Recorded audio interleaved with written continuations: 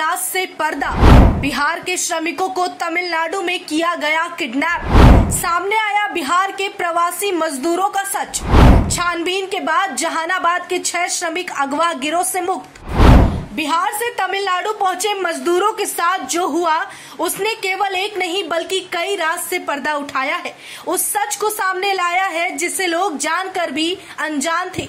दरअसल हाल ही में खबर सामने आई जिसके बाद लोगों तक ये बात पहुंच गई कि तमिलनाडु में किस तरह से बिहार के प्रवासी मजदूरों के साथ ज्यादती की गई।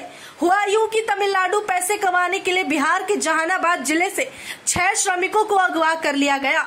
पूरे मामले की बात करें तो बिहार के जहानाबाद के गरीब मजदूरों को निशाना बनाया गया, उन्हें झांसा देकर नौकरी की बात कही गई और तमिलनाडु में उन्हें अगवा कर लिया गया।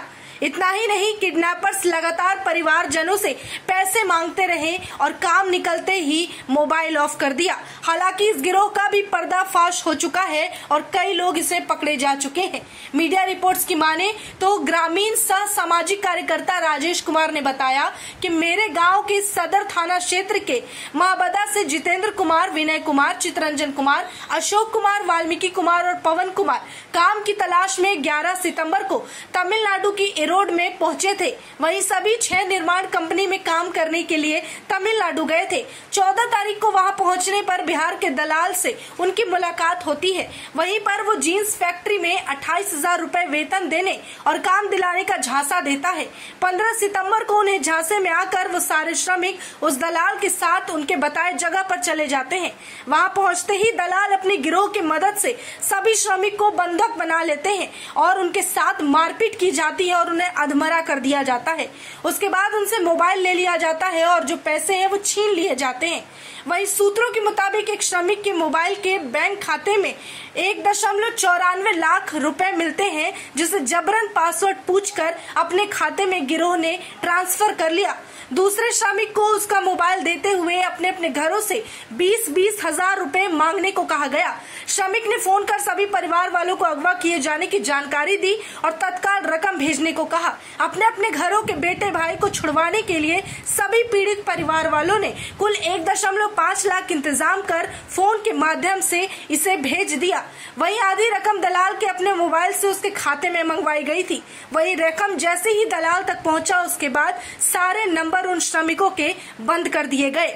जैसे ही इस अनहोनी की आशंका परिवारजनों को लगी उसके बाद पीड़ित परिवारजन वहां के डीएम, एसपी सहित तमिलनाडु के पूर्व डीजीपी जहानाबाद निवासी करुणा सागर से मदद की गुहार लगाने लगे। उसके बाद वहां करुणा सागर ने तुरंत ही तमिलनाडु की इरोड जहां पर मजदूर फंसे थे उनके एसपी से संपर्क करके घटना की पूरी जानकारी देते हुए साथ ही मोबाइल नंबर उपलब्ध कराते हुए इसके बाद वहां की पुलिस ने वहां के लोगों से संपर्क किया और नंबर को ट्रेस करने की कोशिश की। वहीं पुलिस की सक्रियता के कारण करीब 10 बजे के आसपास सारे दलालों के गिरोह से उन श्रमिकों को आजाद कर दिया गया। वहीं वहां से निकलकर सभी मजदूर चेन्नई सेंट्रल एक्सप्रेस लेकर सीधे बिहार पहुंच गए। एक तरफ जहां इस तरह से मजदूर जो अपने राज्य को छोड़कर दूसरे राज्य में काम करने जाते हैं उन प्रवासी मजदूरों के साथ अक्सर इस तरह की घटना सामने आती है। इतना ही नहीं, बिहार, यूपी, झारखंड इन जगह के प्रवासी मजदूरों को रोजगार के लिए अपना घर बार छोड़कर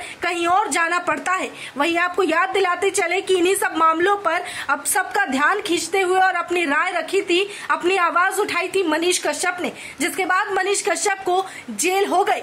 वहीं ये भी कहा जाता है कि मजदूरों के साथ जो कुछ होता है वो प्रवासी मजदूर अपना घर छोड़कर बाहर काम करने आते हैं और उन्हें कम वेतन दिया जाता है, उन्हें तकलीफ होती है और इस तरह के मामले भी सामने आते हैं। लेकिन इसके बावजूद सरकार इस पर ध्यान नहीं देती और इसी बारे में मनीष कश्यप ने वीडियो भी बनाया था जहां उसने सिर्फ ये कहा था कि सरकार को इन मामलों पर ध्यान देने की जरूरत है। हालांकि इसका परिणाम लोग जानते हैं, लेकिन देर सवेरी सही तमिलनाडु से इस तरह का मामला सामने आने के बाद सच सबको पता चल चुका है कि लोगों के साथ, खास करके प्रवासी मजदूरों के साथ इस तरह की दिक्कत अन्य राज्यों में, गैर राज्यों में होता है।